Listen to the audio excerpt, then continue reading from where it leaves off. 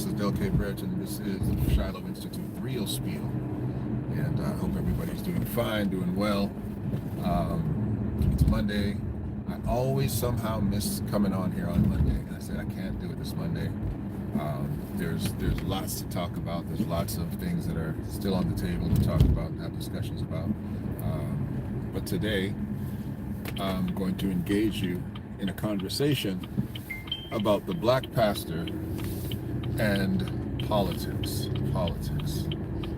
And as is my way, I'd like to just shout out all of the members of the Spiel. Appreciate every one of you.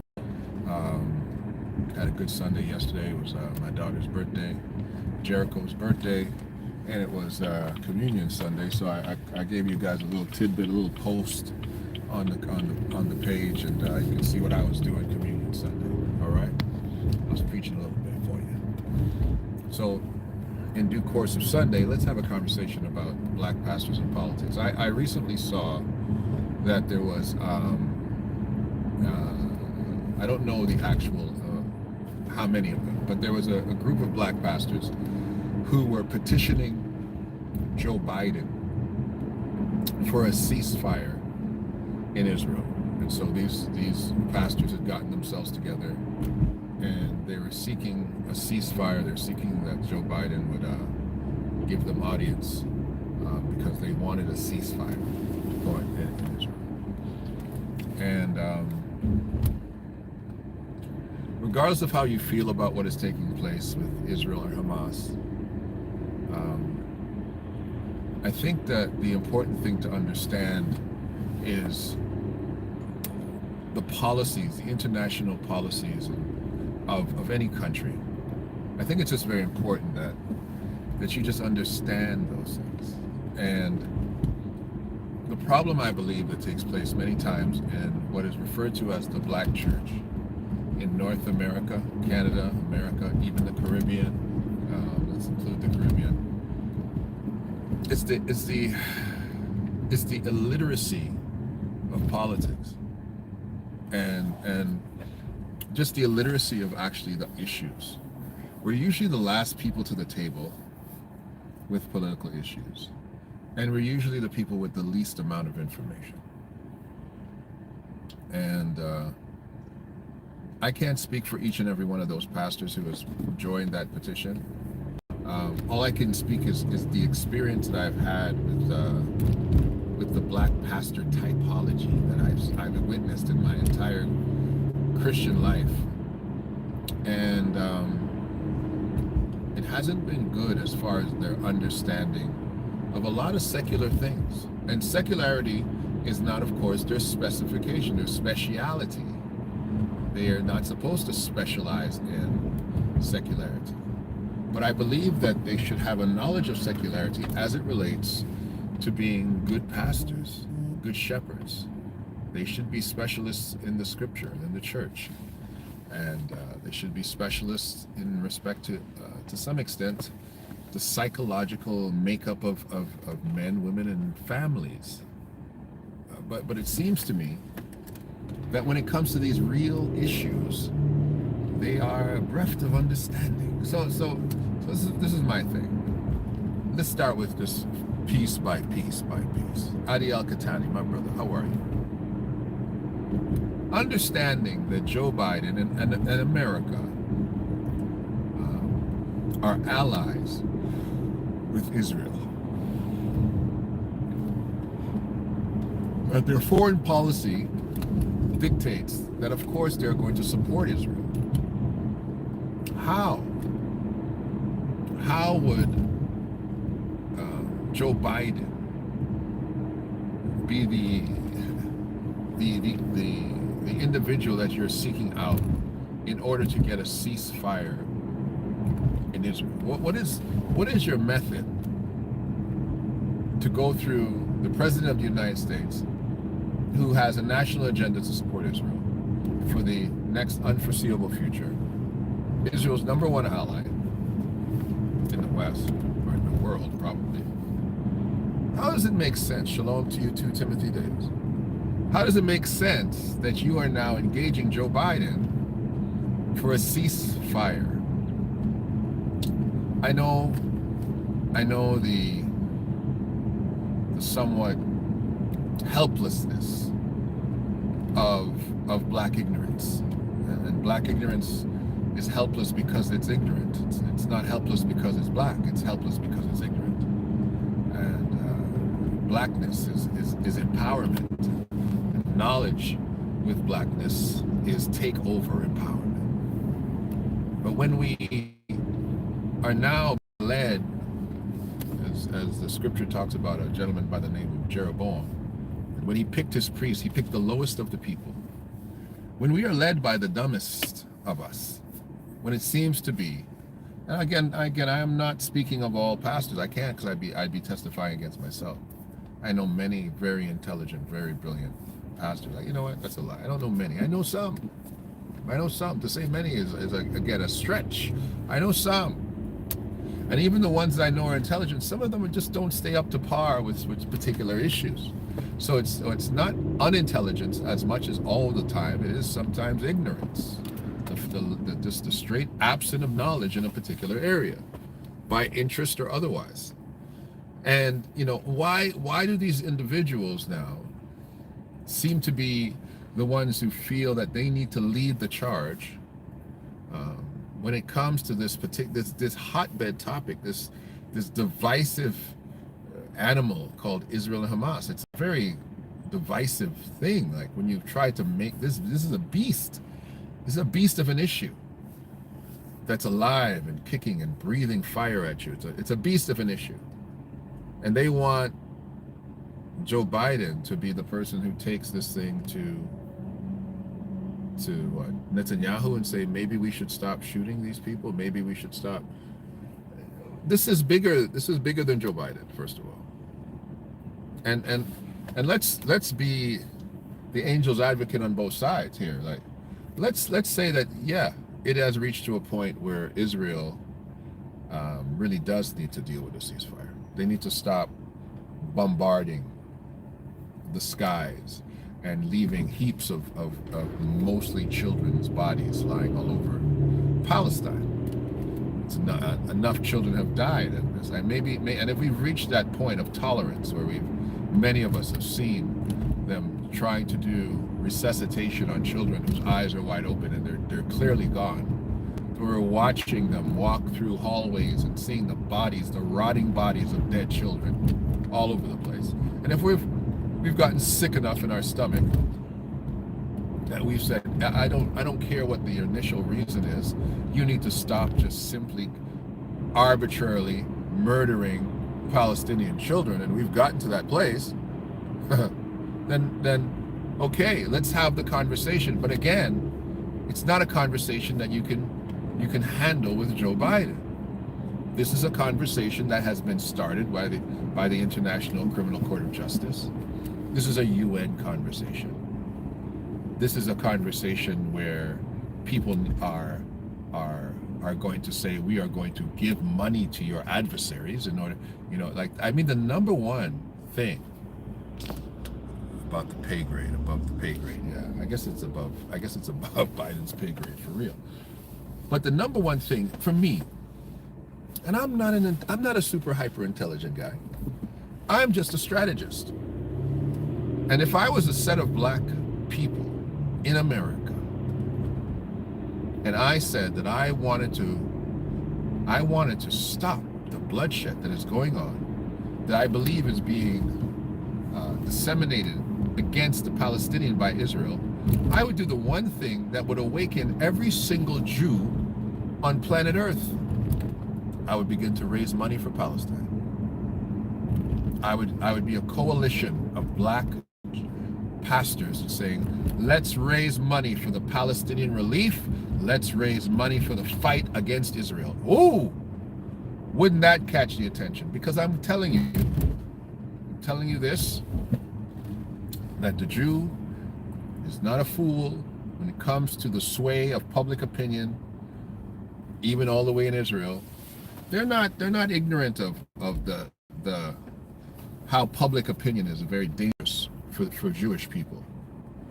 The one people that we know in the world who are deathly afraid of worldwide hate are Jews. Jews don't want bad publicity. They don't want bad press. They call anything that seems to be negative anti-Semitic because they want to make sure that nobody anywhere in the world is saying anything negative about a Jew on any scale. A Jewish athlete, a Jewish entertainer, a Jewish holy person, a Jewish politician. They do not want to hear anything anti-Jewish. And if a black group of pastors said that we want a ceasefire in Israel, and what we are going to do is that we are going to raise money to either finance the fight against you, or we are going to raise awareness so that the whole world sees you as murderers. That would go a lot further than trying to have a conversation with Joe Biden. A lot further. Because the Jew does not want to know, and I think this is this is my opinion. My opinion, I don't know if I'll be able to say this in 6 months. I think today the Jew, the conservative Jew, the Orthodox Jew, the liberal Jew, does not want to think to themselves that the black community has turned its back on the Jewish people. They're going to come for me. They can come for me if they want to. I don't think the Jew wants that. I don't think the Jew wants to hear the black community is done with you guys. The black community supports Palestinian. The black community is anti-Jewish. I don't think they want to hear that. And so if you're going to do something politically now, because you feel there's been too much bloodshed happening over there, the first conversation is not to Joe Biden. That's all I've got to say in respect to that particular situation.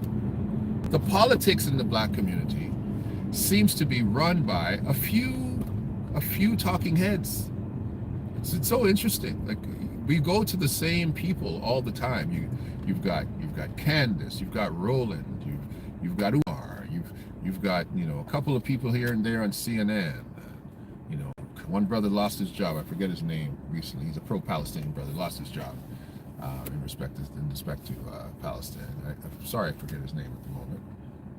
But we don't have a whole lot of voices that speak on behest of that.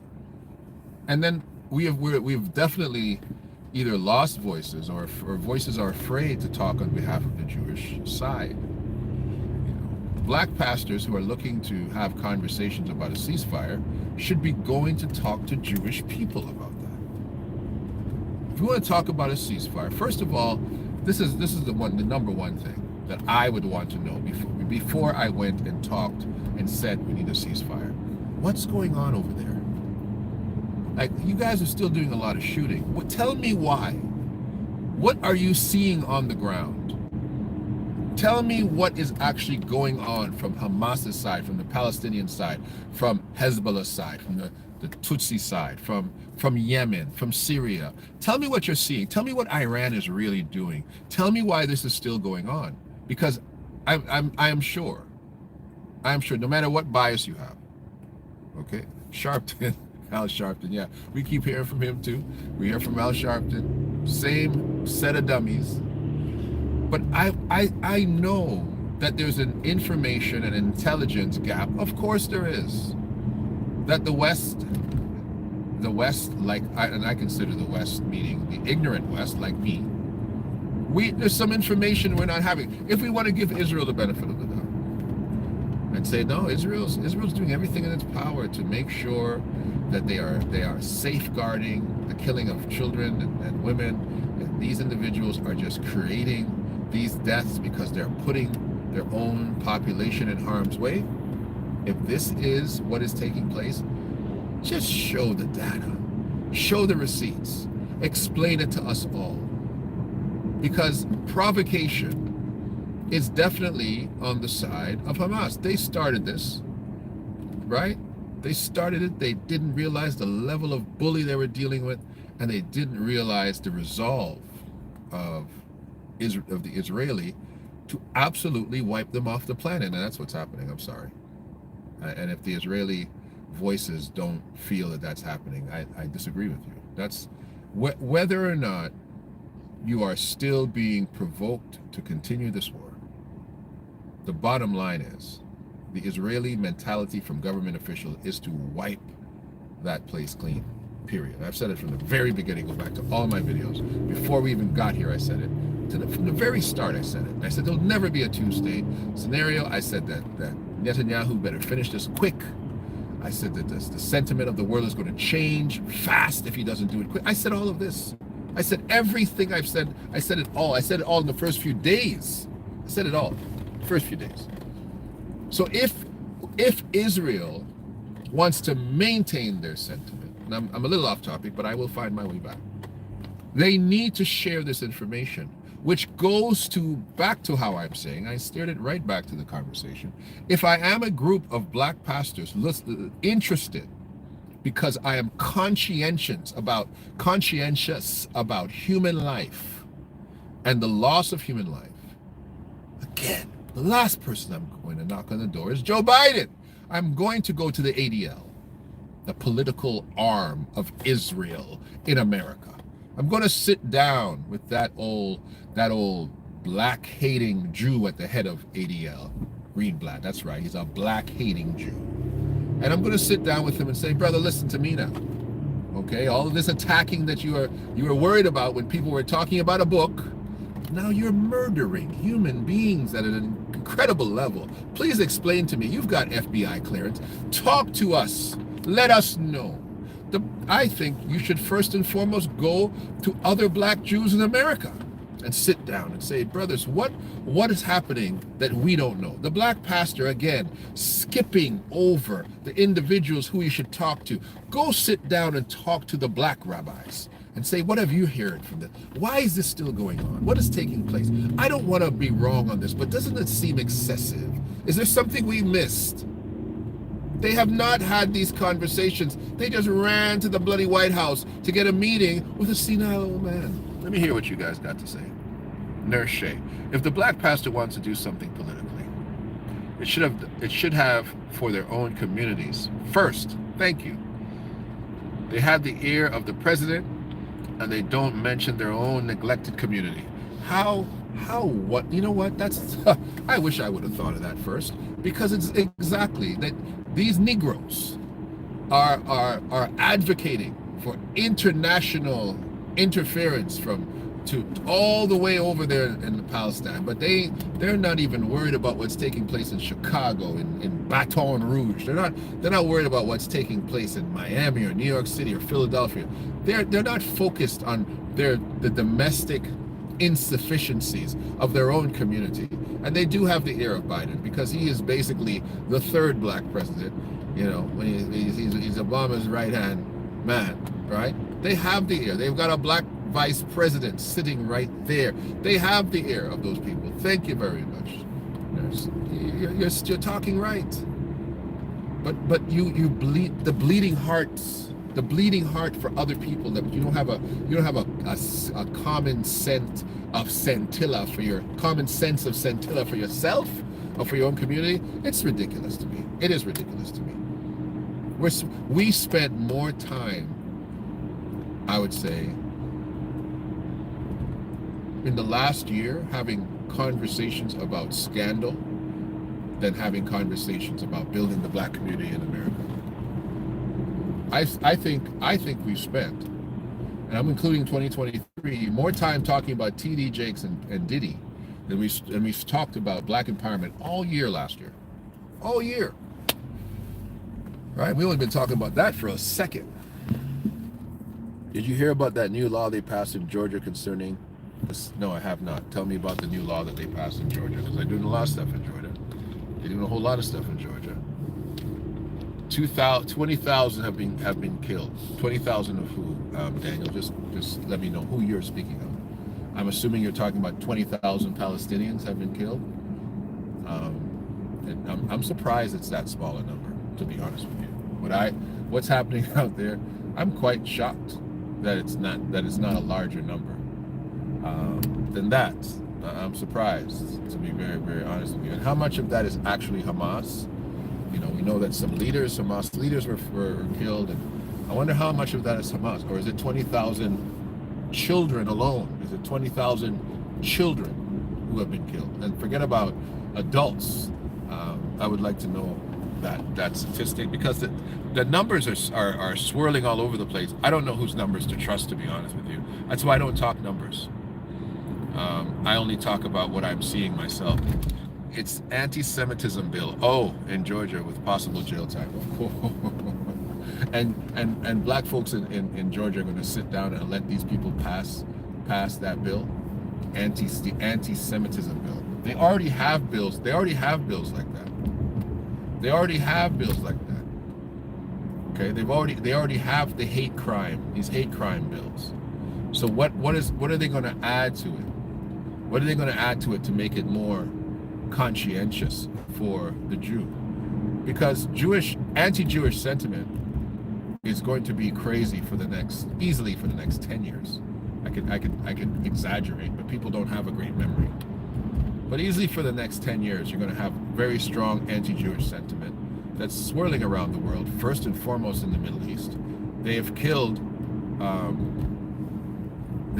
many of the next of the millennial generation. Their parents are the ones who are getting killed. So you have Generation X and you have millennials who are now motivated and radicalized for revenge.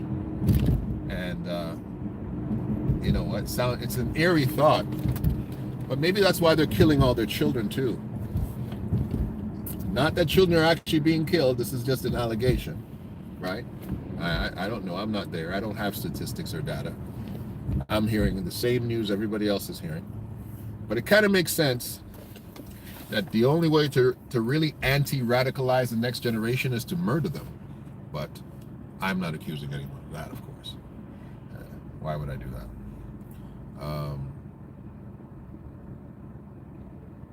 They say they want us to. I don't know what that means. It's because it's a free pass for heaven in their holy book. Again, you just break it down with who you're trying to talk about, Danielle. They say our youth are a problem. Youth. Just give me. You guys got to talk in sentences because I'm not sure of the thought, right? And you might be replying to something I'm saying, and I've already passed on the thought, so I want to make sure I'm understanding what you're texting me because you're part of the show. Yeah. So the black pastor's political prowess has always been in question. It's always been in question. I don't remember black pastors getting up when all of these black people were in Libya and being held as slaves. I don't remember black pastors getting up during COVID when the Chinese were locking up Africans. I don't remember that. I don't remember black pastors in America standing up when in Dubai, UAE, Qatar, black people were being, again, held as indentured servants, couldn't get their passports back to leave because they went there for work, but they didn't realize that the visas they were given were visas that essentially beheld them to their employers and they could not leave the country. They were slaves in the country. Crazy. I've never seen Negroes jump so high for things that have nothing to do with them. It's incredible. It's really incredible, and it doesn't bother me that people are passionate about things that are outside of their community. I am too. I am passionate about things that are outside of my community. But to say, and I think I'm relatively informed, I don't have a full grasp of this. I don't have a full grasp of it. I don't trust, again, all the media sources that are coming from the Western side. I don't trust media sources coming from Israel. It is very interesting that other nations have targeted Israel and America, called them individuals who are participating in genocide. It's like nations like South Africa. I can't just look across I can't pretend like I don't see that and look away from it. I'm not going to. I've seen them say that our youth are a problem. Our youth, are you talking about Palestinian youth? Are you talking about Palestinian youth? And I think that Israel might have an agenda to eliminate the Palestinians from the Palestinian to 2 years old. Like I really believe that agenda is legitimate.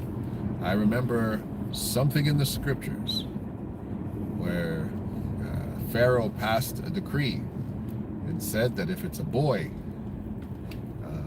make sure that the boys are dead. Don't let those boys be born. Moses was born under those circumstances. I remember Herod passing a decree. Make sure that any child from the ages of 2 years old down are killed.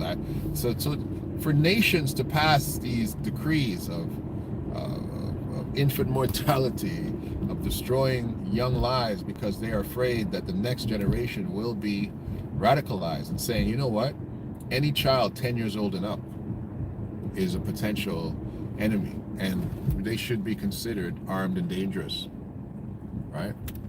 So I wouldn't be surprised. They reach AIPAC is much further than we are aware of. Yeah, AIPAC and all these big Jewish organizations now are extremely worried about the black conversation in America. AIPAC is a major one of these types of Jewish organizations. They're very scary. They're very worried. They're very terrified. Oh no, the blacks are coming for us. I mean, this has always been a sentiment of them and a behavior of them. And black people are not hunting Jews. We're not interested. Not interested in hunting Jews. But they're very intimidated at our perception of the Jewish community, and they understand the level of our voice. They understand our music and the capacity for us to turn a phrase and to start creating mentalities that are anti-Jewish. It's a very easy thing to do. They can do it in dance hall. They can do it in rap. They can do it in pop, right? So they're worried about this, and this is something that the Jewish community has been worried about since the 40s, right? Since Adolf Hitler, they're worried about that. The Third Reich. And I can't blame them as a community being worried that when Jewish sentiment arises that Jews are killed, European Jews are killed. I can't blame them. But for a nation that has this level of concern, you're very bad at creating allies amongst us. Your capacity to create allies is old, it's foreign, and you've missed a lot. And maybe this is your time to actually put some true money where your mouth is, if you want us to be advocates and to carry water for Jewish colonialism and Zionism. Because how do you tell a person who has been oppressed by people that look like you to support you when you're out there oppressing other people that look like them? It's very difficult. It's very difficult to call yourself an ally when you call the guy that looks like me a nigga. You know what I'm saying? That's very difficult. Look at those niggers over there, Del. What? Yeah, we kill them. We kill those Palestinians. They're like animals. Really? Interesting. It's not a thing, when you have, individuals that are seemingly anti-black for Kyrie and for other things that are harmless, but they're like, oh no, we're not like that. We're just defending ourselves. Well, it's imbalanced. And let me explain. Let me say more. I'm speaking hardly about the Jewish political structure in Israel, more than I'm speaking for the everyday Jewish person that I know and see here in the West. Let me be clear about that. I don't believe that the average Jew is the politics of Israel, of the Israeli political system. I don't believe that. I truly don't. But I also don't believe that the average Jew is pushing hard enough to make sure they separate themselves from that. And I believe now that this latest uprising has caused Jews, I said it before, this is not the first time I'm saying it, Jews of all political, ideological leanings have united together and say, hey, it might be better to get rid of these people. Very, very, very, very religious people are saying it might be good to get rid of those people. Very, very liberal people, left-leaning people are saying, it might be better to just get rid of all of them. Because when somebody jeopardizes your safety, the politics go out the window. So Let me see what Bernice is saying, because apparently she's blowing up here. How else they gonna eat? Oh, I don't even know. How else they gonna eat? Listen. Am I here? I'm coaching. I'm coaching at a school here. Oh, this is the police station. This ain't me. Oh, they're over there. I don't want to be over there. Yes, let's go here. I want to just keep reiterating that the black community has to do better at picking leaders. And the word pastor is just, oh my gosh, it's I can't say it's losing its meaning, because it's lost its meaning a long time ago. I would be just insincere to say losing its meaning. It has lost its meaning a long time ago. We don't require qualifications to be pastors. We don't require qualifications to be leaders in the black church. You hang out long enough, stay there long enough, you give enough, you show up enough, somebody will make you into something that sounds important. Am I wrong? You know I'm not. I'm not wrong. And so we have some very, very nice, conscientious men and women who actually want to do good in the world. But that doesn't mean that they should be our voices for political matters, right? Doesn't mean that at all. Right? Doesn't mean that at all. And and of course, we want our leaders to have character, TD Jakes. Right? I think TD is a very intellectual man. I think TD might know a lot about world politics and issues more than most. But now we have this incredible scandal which takes him off the board and leaves us sitting there with Gino Jennings. Imagine using Gino Jennings as your world diplomat. Imagine Gino Jennings as a political leader for the black community. Gino Jennings is exactly where he's supposed to be. Exactly where he's supposed to be. Speaking about the biblical narrative in pastoring. And I don't think he would do very well on that forum of world politics. I think he's intelligent enough, but my God, imagine. So TD has left us with Gino, and the Gino Jennings of a year ago isn't the Gino Jennings of today. Gino's blowing up. Gino's very influential. I don't agree with all of his theology. Some major things I think he has very, very, very, very far off. But I do agree with his discipline. I think he's definitely a megalomaniac, and he's more focused on his own image than he's focused on what he's actually talking about. I've never gone into a church in my life where I had to be frisked. I was frisked when I went to, I know it's Philadelphia, but I mean, they frisked me, they wanded me down, they were looking for weapons, and I guess that he's gotten to that point where he has to be concerned about that. And I'm casting no shade to Gino Jennings for protecting his flock or himself and his family, his children, whoever comes to his church, because I was a stranger. You don't know me. I walked in from off the street, right? I didn't look like a homeless person, but they frisked me down. So, Gino is attracting a lot of things these days, and his church is big, his audience is big, his reach is big, his platform is big. He's spending a lot of time reinforcing some of the tenets of the faith, I think. But geez, I would not want Gino to speak for me on an international platform. And so what are we left with? We need an economical base as employers not consumers. Okay.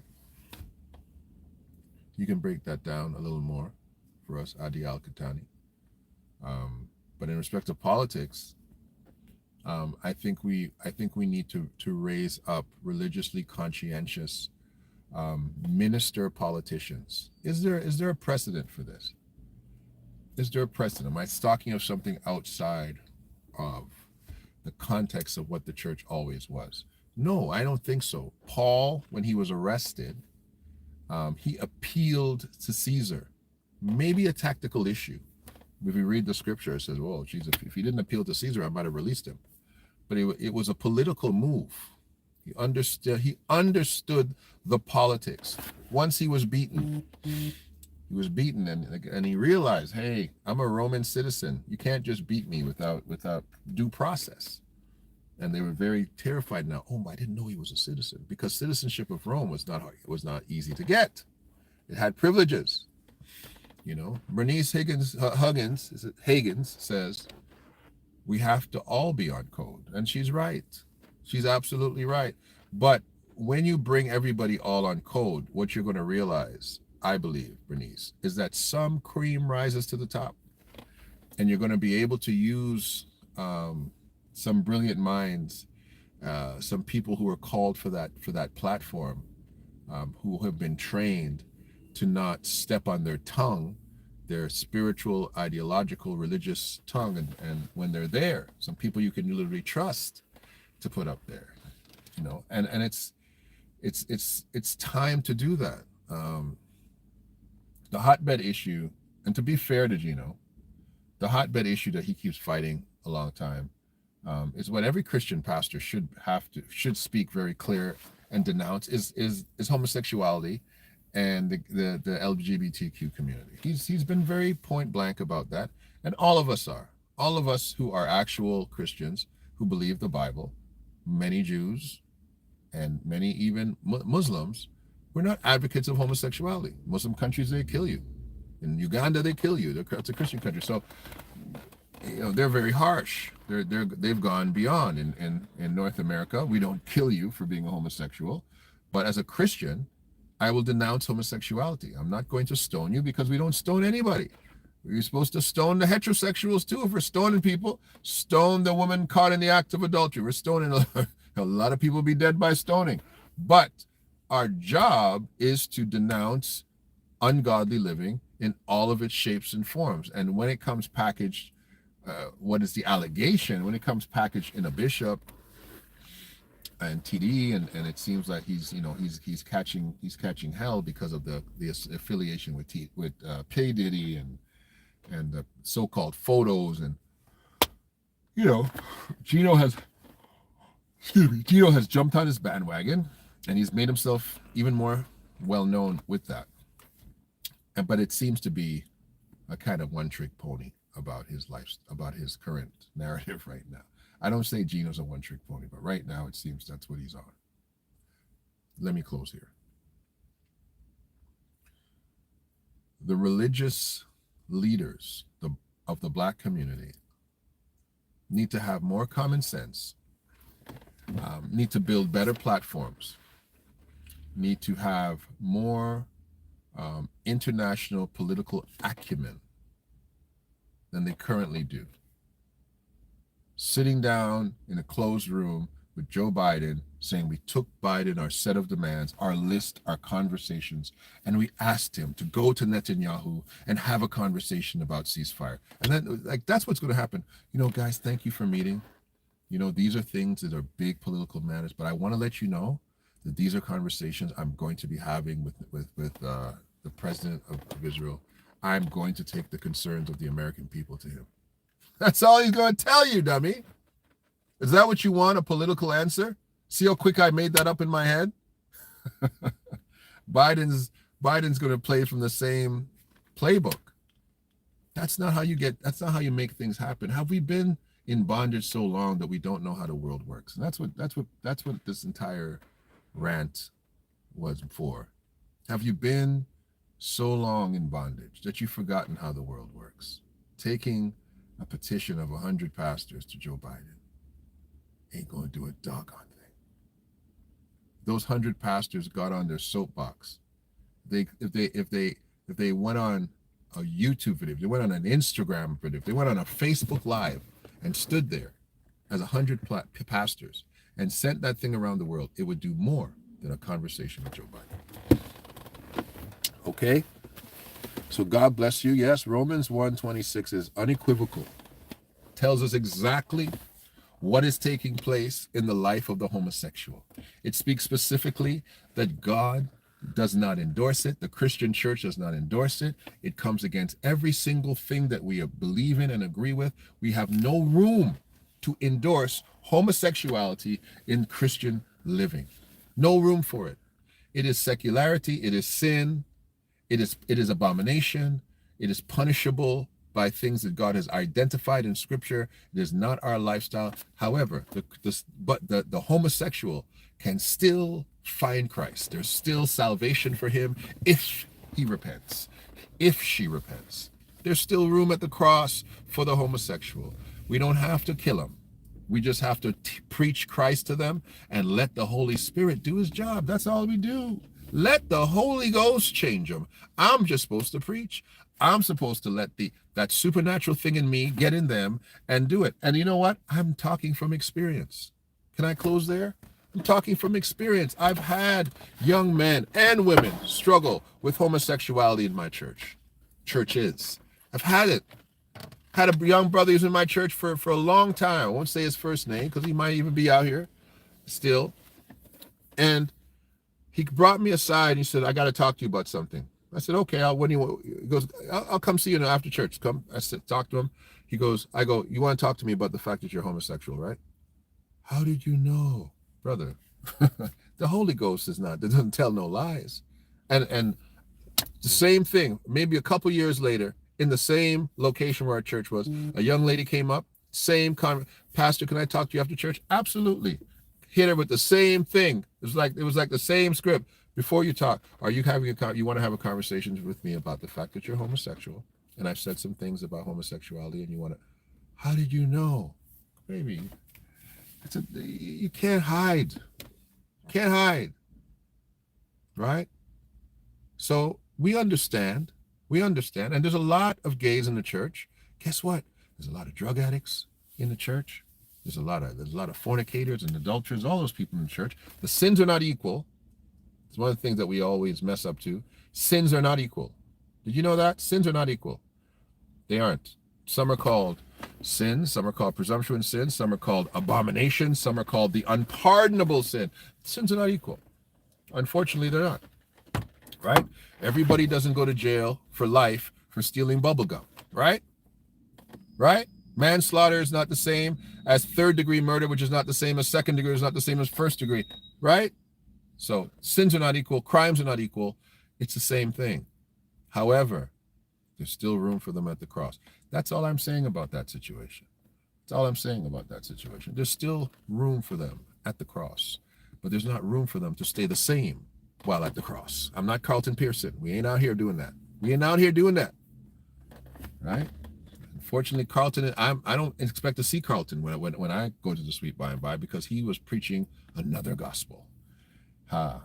Anyway, pastors, political leaders, get it together. Get it together. Have a sit down with some political voices, even in your congregation, some lawyers, some individuals who understand the world, before you get out there doing nonsense and representing the body and representing black people all over the place. Got to the point where I don't want pastors to speak for me. And I'm a preacher. Some of y'all, I don't want you guys to talk for me. I'm embarrassed when you talk. I don't want you to talk for me. Let me talk for myself. I'm embarrassed sometimes. Because it's like, wait a minute, man. No, that's not the issue. Some of you might get mad at me when I get up here and say stuff thinking I don't know what I'm talking about too. Who knows?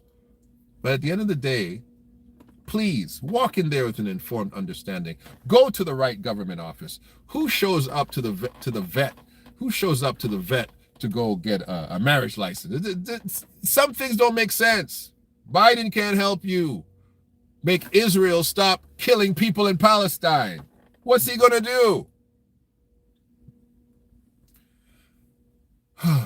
Anyway, God bless you.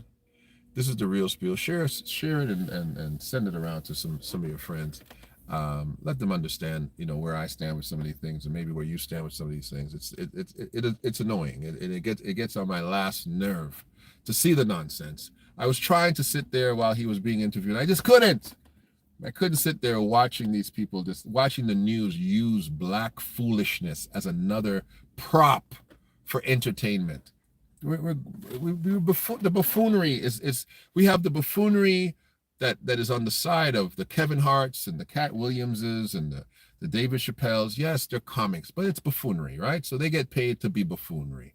And then we have our athletes, the mandingos running around, jumping high, running fast.